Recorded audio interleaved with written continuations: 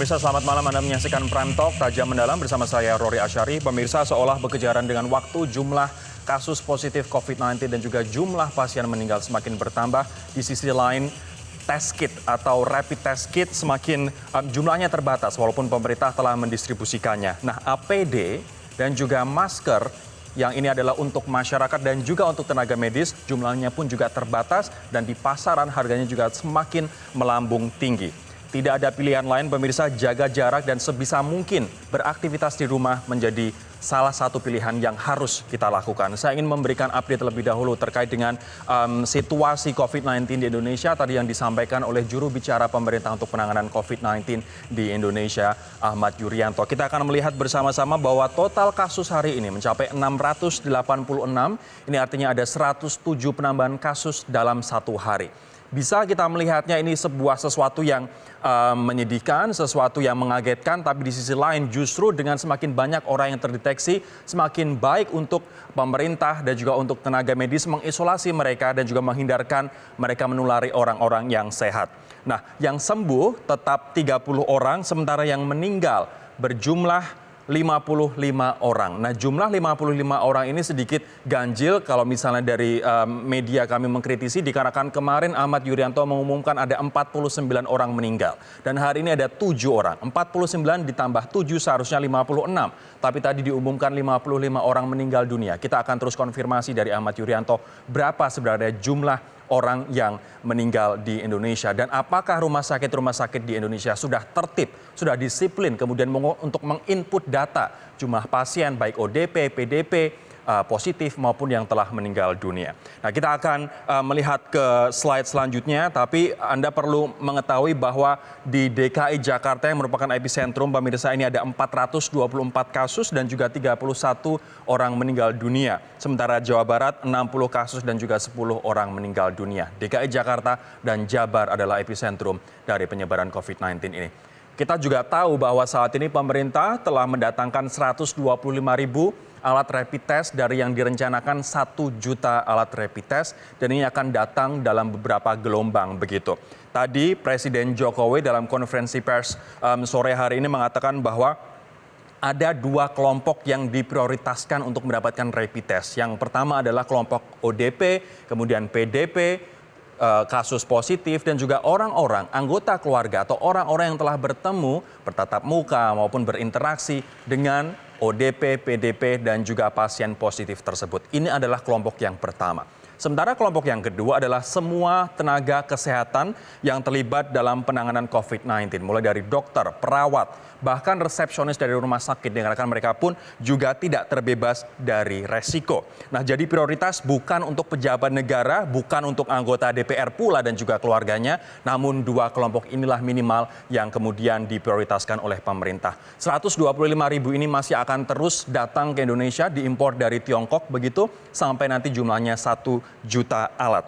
Nah, kalau misalnya kita melihat, Presiden berkali-kali mengatakan social atau sekarang yang sudah diubah menjadi physical distancing. Saya ingin menunjukkan sebuah model, ini kasus kumulatif yang dikembangkan oleh Thomas Pueyo, seorang akademisi dari Stanford University di Amerika Serikat. Saya ingin Anda melihat garis yang berwarna biru, pemirsa. Ini adalah apabila physical distancing diterapkan setelah 20 hari setelah masa pertama kasus atau outbreak COVID-19 ini ditemukan. Apabila physical distancing dilakukan secara terus-menerus seperti yang dilakukan di Korea Selatan, Jepang dan juga Tiongkok, grafiknya untuk pertambahan kasus bisa saja mendatar. Artinya penambahan kasus akan sangat sedikit.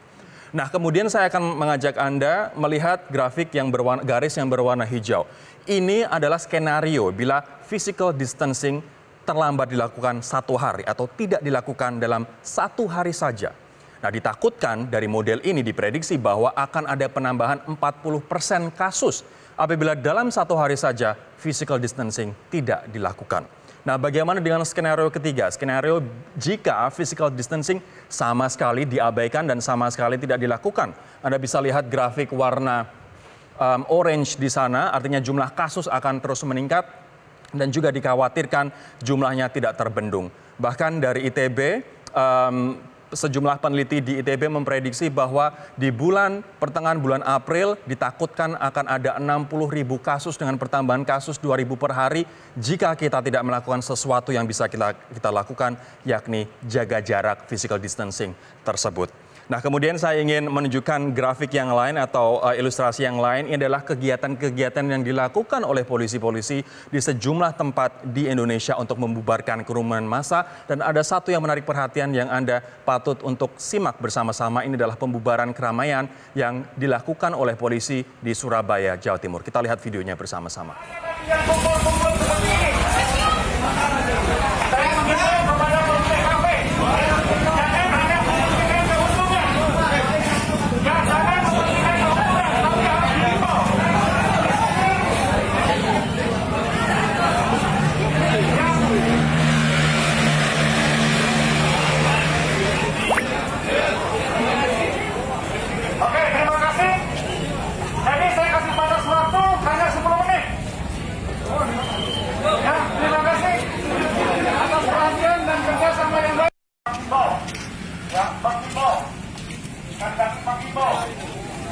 Saat ini para pengunjung untuk meninggalkan tempat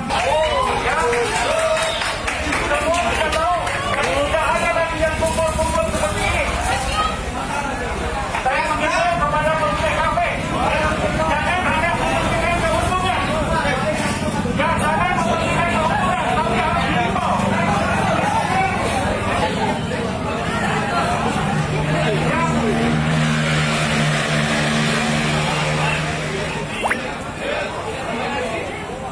Oke, terima kasih. Jadi saya kasih batas waktu hanya 10 menit. Ya, terima kasih. Salut untuk langkah tegas kepolisian dan juga kita menyayangkan masyarakat yang belum memiliki sense of crisis di tengah urgensi saat ini dan juga di tengah merebaknya COVID-19 yang begitu mudah menularkan ataupun tertular apabila kita terlalu dekat dengan orang yang positif. Sehingga jaga jarak atau physical distancing dan juga tetap di rumah menjadi salah satu kunci untuk memutus penyebaran COVID-19 ini. Saya sekarang akan mengajak Anda untuk menyapa Irjen Pol Luki Hermawan, Kapolda Jawa Timur, yang ini merupakan anggota dari Pak Luki yang melakukan pembubaran kerumunan massa di Surabaya. Pak Luki, selamat malam, Pak. Selamat malam. Sehat, Pak Luki? Alhamdulillah sehat, Mas. Ya. Pak Luki, salut untuk langkah tegasnya yang dilakukan oleh polisi tidak hanya di Jawa Timur tapi juga di berbagai daerah di Indonesia. Sejauh ini untuk di Jawa Timur sudah ada berapa, Pak, pembubaran kerumunan massa seperti tadi? Baik, untuk wilayah Jawa Timur, sejak dikeluarkan maklumat Kapolri, kami melakukan kegiatan bersama TNI dan Pemprov. Kami melakukan kegiatan serentak dari provinsi sampai dengan kabupaten. Ini sudah ada 115 kegiatan per siang ini, tadi siang. Nah, tadi sore angka masih daripada anggota Polres-Polres masih melakukan kegiatan razia-razia di tempat-tempat, kebanyakan di warnet, di tempat-tempat taman. Ya, hari ini banyak sekali anak-anak sekolahan yang nongkrong di taman-taman, di tempat-tempat ngopi, demikian. Baik. Pak Luki, ini cukup mengkhawatirkan. Apa yang sebenarnya ada di benak masyarakat, khususnya di mereka yang nongkrong dan sempat dibubarkan oleh Polda Jatim? Apakah mereka tidak tahu, ataukah mereka lebih cenderung cuek, abai, Pak? Baik, dari kami, pantauan kami pada saat dibubarkan, kami sempat berbicara dengan beberapa masyarakat. Mereka tidak kerasan di rumah, keluar cari makanan. Ya, tapi tidak langsung kembali lagi, justru malah makan di tempat. Nah, dari situlah kami, orang-orang yang beli makanan dan dia dibawa pulang, itu tidak ada masalah. Tapi kalau dia beli makanan, makanan sudah habis, dia nongkrong di situ berbicara dengan kawan-kawannya, itulah yang kami lakukan penyuluhan dan kami himbau untuk mereka kembali. Jadi pada umumnya yang kami lakukan pembubaran adalah orang-orang ataupun masyarakat yang seharusnya di rumah, ya, dia ada di tempat-tempat umum. Kalau orang yang kerja, ini ya wajar, Ya, saya hanya untuk mengimbau untuk hidup sehat. Tapi kalau orang-orang masyarakat main biliar, main warnet, anak-anak sekolah nongkrong di taman, ini yang saya lakukan himbauan, saya berikan pengertian ya tentang bahaya corona, dan pada umumnya masyarakat setelah kami beri himbauan tersebut, mereka pulang ke rumah. Baik, Pak Demikian. Luki, untuk yang membandel setelah dibubarkan, apa sanksinya, Pak? Memang alhamdulillah untuk di wilayah Jawa Timur sampai saat ini dari Polda sampai di Polres sampai saat ini tidak ada, ya tidak ada yang melakukan yang istilahnya yang bandel. Tapi namun kalau memang ada, kita sudah ada dalam KUHP sudah dijelaskan di 212, pasal 212, 216 ini juga sudah, kan ada undang-undang undang-undang wabah penyakit ya nomor 4, itu bisa kita juga, dan undang-undang nomor 6 ya tentang karantina kesehatan, kita bisa gunakan semuanya itu. Dalam situasi yang saat ini memang kita harus lakukan tindakan-tindakan yang tegas. Baik, Pak Luki, apa himbauan Anda kemudian untuk kafe, untuk restoran, untuk hotel, restoran dalam hotel maksudnya, yang tidak menerapkan sistem take away atau sistem bungkus dan makan di rumah, tapi masih saja membuka tempat usahanya untuk kongko-kongko, Pak? Kami dengan bekerja sama dengan pihak Pemprov, ya, dengan PHRI, kita sudah mengambil langkah-langkah, ya, untuk terutama untuk tempat-tempat restoran dan yang lain-lain. Kalau tempat hiburan dan yang lain, ini sudah kami tutup, ya, sudah bekerja sama dengan Pemprov. Namun rumah makan, kafe-kafe, kita sudah mengimbau kepada pemilik selama dia menggunakan take away atau menggunakan GoFood, ya, ini tidak ada masalah. Tapi kalau ada masyarakat yang datang, mereka membeli, alhamdulillah dari beberapa pemilik mereka untuk segera pulang. Ya, dan ini yang kami temuin di wilayah Jawa Timur. Pada umumnya masyarakat Jawa Timur setelah diberitahu, ya mereka memang paham dan mereka pulang. Demikian. Nanti saya akan tanyakan bagaimana masyarakat apabila masih nekat saja menggelar acara seperti nikahan, kemudian khitanan, ataupun acara-acara keagamaan di wilayah Jawa Timur akan seperti apa himbauan, dan apabila nekat akan seperti apa konsekuensi yang harus mereka tanggung. Tetaplah bersama kami pemirsa, kami akan kembali sesaat lagi.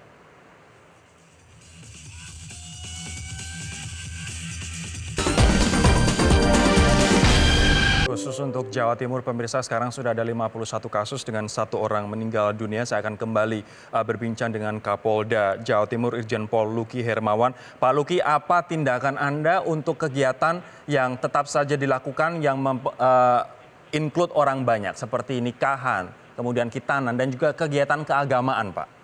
Baik, kami sampaikan kemarin terkait kegiatan buruh yang akan turun ke jalan dan memaksa. Setelah kami memberikan pemahaman, akhirnya perwakilan, ya, dari perwakilan 8 orang, akhirnya mereka juga tidak melakukan turun. Setelah kami himbau, itu 8 orang ketemu langsung dengan Ibu Gubernur. Terus di Pasuruan, belum lama kegiatan Isra Miraj dari kelompok Aswaja. Begitu juga sama, mereka pada umumnya, ya, setelah diberikan pemahaman tentang kondisi yang ada, ya, di wilayah Jawa Timur, itu pada umumnya mereka mengerti. Jadi ini di sini memang pemahaman dari masyarakat. Ini memang ada harus secara face to face. Ini yang kita lakukan. Banyak kegiatan-kegiatan telah kita temui, kita berikan pemahaman tentang bahaya ini, bagaimana terhadap keluarga. Alhamdulillah semuanya mereka mengerti dan menunda. Baik. Ada beberapa kegiatan perkawinan juga dibatalkan, ditunda. Bukan untuk akadnya lanjut, tapi untuk kegiatan pestanya ditunda. Demikian. Baik, Pak Luki, apakah kemudian mengajak tokoh agama, tokoh masyarakat khususnya untuk meminta penangguhan acara keagamaan, Pak? Entah itu ibadah atau acara keagamaan lain. Sama, di sini semua agama memahami tentang situasi, kondisi. ya, di mana untuk di wilayah Jawa Timur angka kenaikan daripada orang yang ODP ini setiap hari bertambah. Seperti hari ini aja sudah 2003, yang PDP-nya ada 142. Jadi dengan situasi yang semakin meningkat, dan ini disampaikan oleh Ibu Gubernur setiap jam 5, sehingga masyarakat di Jawa Timur, masyarakat itu sendiri memahami dan ini kondisi ini memang harus tinggal di rumah. Dan di sini udah kelihatan sekali seperti setelah kita melakukan kegiatan razia, ya ini siang dan kemarin sudah jam 8, jam 9 sudah sepi sekali jalan. Demikian. Semoga situasinya tetap seperti ini, Pak Luki, dan kami mengapresiasi juga langkah kepolisian di Jawa Timur yang sudah 105 lebih acara kerumunan dibubarkan di sana. Irjen Pol Luki Hermawan, Kapolda Jawa Timur, terima kasih atas waktu Anda bersama kami di Prime Talk. Pemirsa, kami akan kembali dengan segmen selanjutnya untuk mengetahui kenapa pemerintah selalu mengingatkan physical distancing. Apa yang penting dari physical distancing dengan jaga jarak dan juga stay at home atau tinggal di rumah. Kemarin kami sempat berbincang dengan Mahfud MD, Menko Polhukam. Kami akan tayangkan rekamannya sesaat lagi. Tetaplah bersama kami.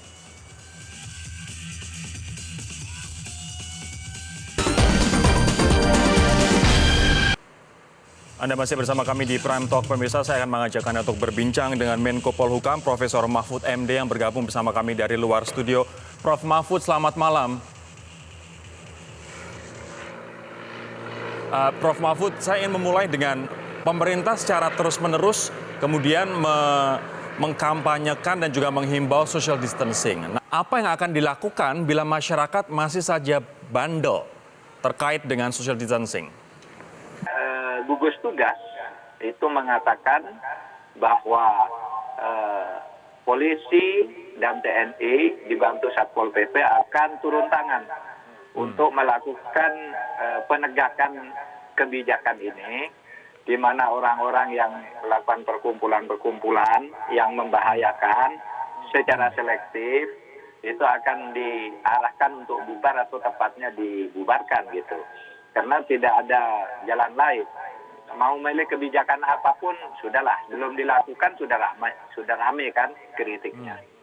Oleh sebab itu sekarang pemerintah mengambil tindakan mengambil jarak, ya, menentukan jarak fisik antara seseorang dengan orang lain.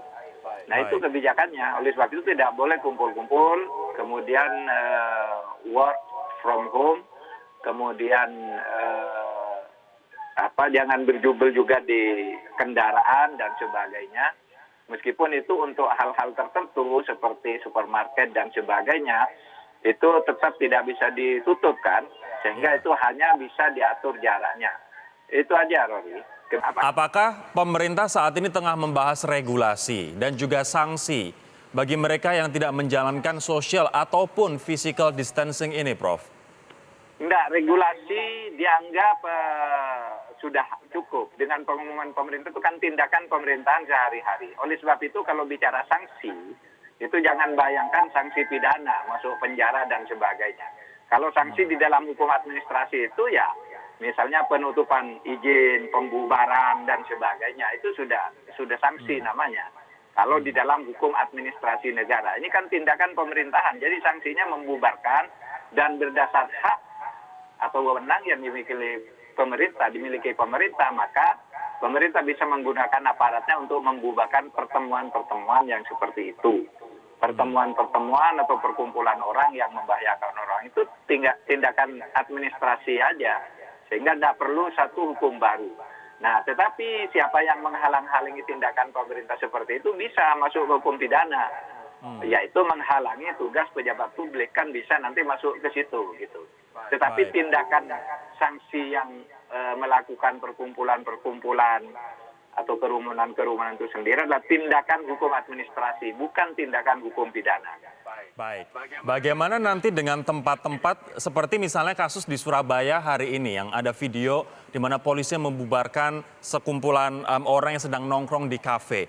Di sisi lain kita menyayangkan sikap masyarakat, tapi di sisi lain pula kita menyayangkan sikap kafe tersebut yang tidak memikirkan social distancing dan juga menjaga jarak antar pelanggannya begitu, Prof. Apa yang akan dilakukan kepada toko ataupun kafe-kafe nongkrong seperti ini? Sampai sekarang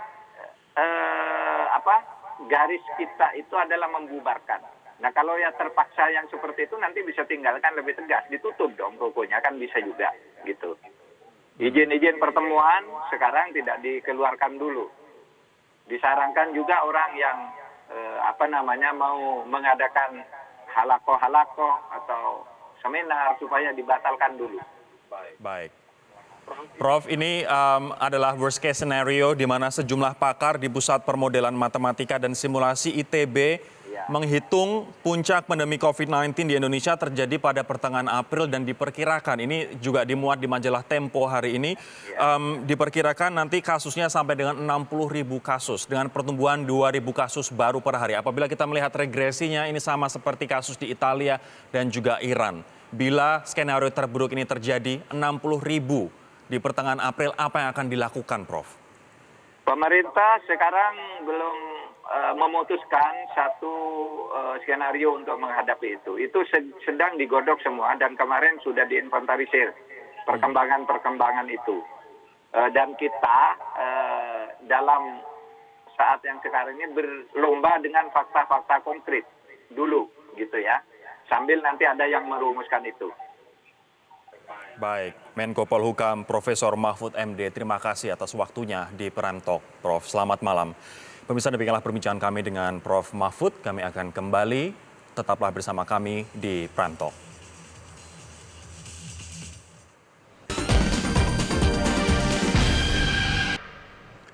Pemirsa, selain DKI Jakarta, Jawa Barat juga merupakan provinsi dengan kasus positif yang tinggi, yakni ada 60 kasus positif saat ini per sore hari ini dan juga 10 orang meninggal di Provinsi Jawa Barat. Maka dari itu saya ingin berbincang dengan sejumlah pemimpin daerah di Jawa Barat.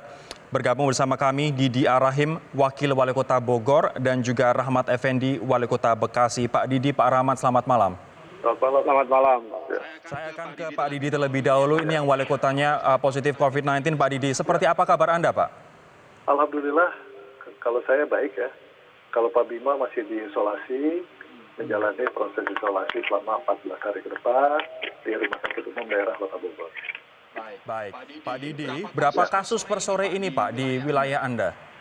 Total ODP ya, hari ini ada 283 ODP dengan proses pemeriksaan 32 selesai dan 251 yang masih dalam proses pemantauan. Kemudian PDP total ada 14 dengan pemantauan atau pengawasan 4 selesai. Kemudian dalam pengawasan masih ada 8, kemudian yang meninggal ada 2. Nah, untuk yang positif jumlah 7, 1 meninggal, dalam pengawasan ada 6. Perkembangannya cukup signifikan, artinya ini yang kita khawatirkan bersama. Jadi harus ada langkah-langkah yang drastis dari seluruh pemerintah daerah yang lain ya, yang terkoneksi dengan Kota Bogor untuk melakukan langkah-langkah yang cukup signifikan mestinya. Baik. Harus ada langkah yang drastis dan juga agresif. Begitu, saya sekarang akan ke Pak Rahmat. Pak Rahmat, seperti apa situasi COVID-19 saat ini di Bekasi, Pak? Ya, jadi memang kita hampir sama dengan Kota Bogor ya. Kita nanti malam jam 10 baru kita update ya. Saya laporkan kita ada 242 sekarang yang terduga ya. Terus yang PDP ada 82 dan ODP itu ada 160. Pak Rahmat, saya ingin sekarang fokus ke soal rapid test. Apakah rapid test tetap akan digelar di stadion ataukah nanti akan door to door begitu konsepnya atau metodenya di Bekasi akan seperti apa, Pak? Saya laporkan ya sebenarnya kalau kita lakukan di stadion itu terhadap saudara-saudara kita yang memang melalui proses ODP dan PDP itu sangat riskan. Karena akan menimbulkan dampak yang luar biasa. Oleh karena itu tadi saya melaporkan kepada Pak Gubernur yang berkenaan dengan itu kita dari rumah ke rumah. Tapi semacam tenaga medis, orang-orang yang dianggap berhubungan satu dan lain hal, bisa kita lakukan di situ. Karena kalau kita menggunakan mobil itu jaraknya lebih dari 2 meter. Artinya physical distancing itu masih memungkinkan untuk kita lakukan di stadion itu. Tapi tidak sebanyak dengan jumlah yang kita prediksi untuk melakukan cek ya. Dan rapidnya kami sudah terima, ada 2.000, tapi sayangnya itu mesti menggunakan pembuluh pena. Jadi kami mesti butuh jarum, butuh tenaga analis, dan butuh tempat untuk menampung darah itu. Gitu. Ini jadi ternyata kerjaannya tidak sederhana. Ini agak membutuhkan waktu. Baik, kita juga tahu bahwa tadi Pak Yuri, Ahmad Yuryanto mengumumkan bahwa 2 prioritas adalah ODP, PDP, kasus positif dan juga beserta keluarganya, serta tenaga medis. Saya nanti ingin ke Bogor, seperti apa teknis atau mekanisme di Bogor terkait dengan rapid test ini. Kami akan kembali sesaat lagi.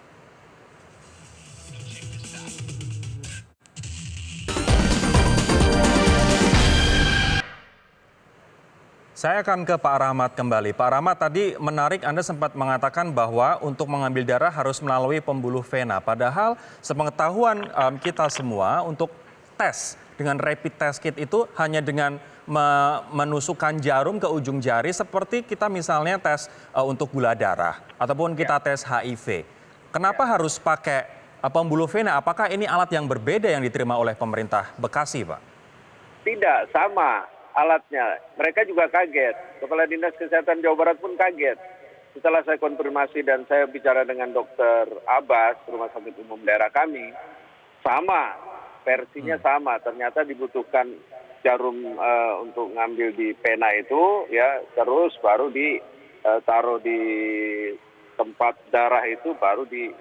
Jadi tidak semudah yang dibayangkan dan dijelaskan oleh Pak Gubernur, dan itu diakui oleh Kepala Dinas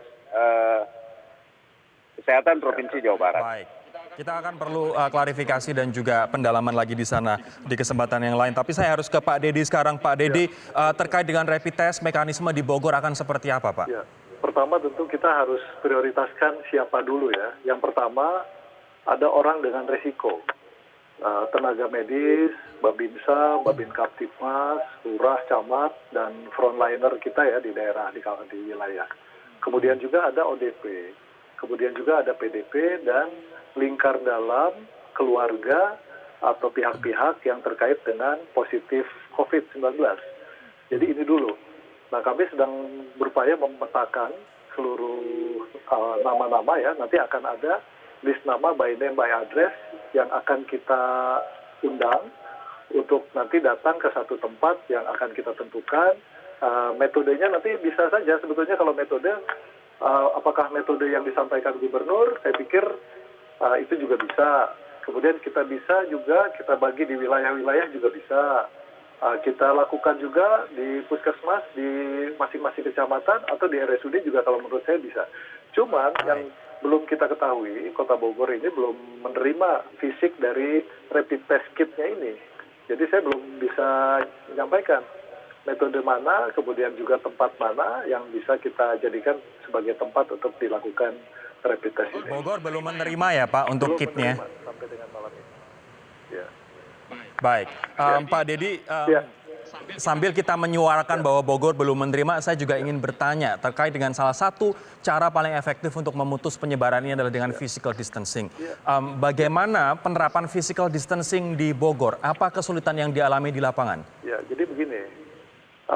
Sebagai contoh ya, komuter lain KRL Bogor Jakarta itu setiap hari melayani 400 trip Bogor dan Jakarta. Headway-nya kurang lebih 6 menit. Ada 200-an ribu orang Bogor yang bolak-balik ke Jakarta setiap hari. Nah, selama Jakarta belum melakukan pembatasan-pembatasan yang lebih ekstrim atau ada kebijakan yang drastis, pergerakan masyarakat ini menjadi salah satu pokok resiko yang akan kita alami kalau tidak ada langkah-langkah yang drastis. Jadi masyarakat Bogor atau Kota Bogor baik kabupaten kan sangat tergantung dengan koneksivitas dengan Jakarta. Apa usulan Anda Pak Bawali? Ukurannya, Ukurannya tadi 200 ribuan orang setiap hari masih bolak-balik Jakarta Bogor. Itu yang naik kereta. Belum lagi yang menggunakan kendaraan pribadi, kendaraan umum lain seperti bis dan lain-lain, yang jumlahnya juga masih puluhan ribu. Nah, bagaimana mungkin kalau memakai kendaraan umum, kemudian memakai kereta api dalam kondisi mereka berdesak-desakan, kan ini resiko terbesar ada di situ. Kalau Kota Bogor sendiri sudah melakukan banyak pembatasan. Sekolah sudah kita lakukan pembatasan, belajar mengajar dari rumah. Kemudian juga perdagangan sudah kita batasi jam operasional. Kemudian swasta, perkantoran swasta sudah kita minta ditutup, dan apabila masih diperlukan kegiatan administrasi, diupayakan seminimal mungkin yang hadir ke perkantoran swasta. Oke. Baik. Saya akan sekarang ke Pak Rahmat. Pak Rahmat, tantangan ataupun kesulitan physical distancing di Bekasi, Pak? Saya kira sama dengan Pak Didi ya, karena kita karakteristiknya sama. Kalau Pak Didi dari 200 ribu, kami itu kurang lebih sekitar 130 ribuan. Kami kemarin ke stasiun, ya kondisinya masih seperti apa yang disampaikan oleh Pak Didi. Memang harus ada pembatasan minimal setengah perjalanan komuter itu untuk dikurangi. Yang kedua, ya DKI juga harus bisa seperti Kota Bekasi. Sekarang ini perusahaan-perusahaan udah kita minta suruh tutup semua. Ya, karena memang perkembangannya setiap 24 jam itu naik ODP-nya itu sekitar 30%. Ya. Kalau yang lain-lain sudahlah. Setiap malam Forkopimda kita itu melakukan kegiatan physical distancing itu terus war terus. Tapi memang yang paling susah adalah ya tadi di stasiun pun juga kita sudah mengurangi jumlah ritase bus-bus itu sudah separuhnya. Terus kereta pun kemarin saya mendapatkan kabar sudah seperti hanya ini tinggal kepatuhan kepada masyarakat yang ada ini bagaimana untuk menghilangkan ya sebuah kekhawatiran yang sangat luar biasa. Baik, sejumlah mal untuk diketahui sudah mulai tutup di Jakarta. Kemarin ada surat edaran dari Gubernur DKI Jakarta yang meminta untuk toko-toko di dalam mal, tenan-tenan di dalam mal tutup, dan sebagian saat ini sudah mulai tutup. Semoga ini juga bisa mengurangi intensitas orang harus commute begitu dari Bekasi ataupun Bogor ke Jakarta. Pak Rahmat, ini terkait dengan physical distancing kembali, Pak. Lantas selain transportasi, apalagi yang berpotensi di situ ada penyebaran COVID-19? Misalnya kumpul-kumpul, kongko-kongko, acara nikah, khitan di dalam masyarakat Anda? Kalau kumpul-kumpul, nikahan, yang lain-lain itu sudah close. Sudah tidak boleh lagi. Forkopimda kita sudah sepakat. Sampai pasar tradisional pun kita batasi. Yang biasanya sampai jam 8, jam 9, jam 6 sampai jam 5 pagi itu sudah harus selesai. Jadi semua ini sebenarnya sudah kita lock. Tapi memang ya maklumlah warga kita ini 2,4 juta. Pak Rahmat, terakhir untuk Anda, apakah akan ada itu larangan bagi warga Bekasi untuk sementara tidak ke Jakarta? Terakhir saya akan ikuti copy paste apa yang dilakukan oleh Gubernur DKI. Sama, saya kira Bogor pun akan melakukan yang sama. Mudah-mudahan ada kebijakan khusus yang cukup berani dari Pak Gubernur, karena seperti saya sampaikan dari awal, bahwa ada ketergantungan kerja antara warga masyarakat Kota Bekasi ke Jakarta. Nah ini yang kita juga menunggu bersama-sama. Memang seharusnya kita nih yang di Botabek ini nih ada 2 gubernur yang mendampingi kita, memayungi kita, mengambil keputusan-keputusan strategis bersama gitu. Baik. Terima kasih sekali lagi Pak Dedi Arahim, Wakil Wali Kota Bogor, dan juga Pak Rahmat Effendi, Wali Kota Bekasi, atas waktunya di Prime Talk. Demikianlah perbincangan kami pemirsa. Semoga bermanfaat. Mewakili teman-teman yang bertugas, saya Rory Asyari undur diri. Dan juga terima kasih. Tetaplah di rumah, tetaplah jaga jarak, dan juga tetaplah terapkan higienitas dan juga kebersihan. Selamat malam, sampai jumpa.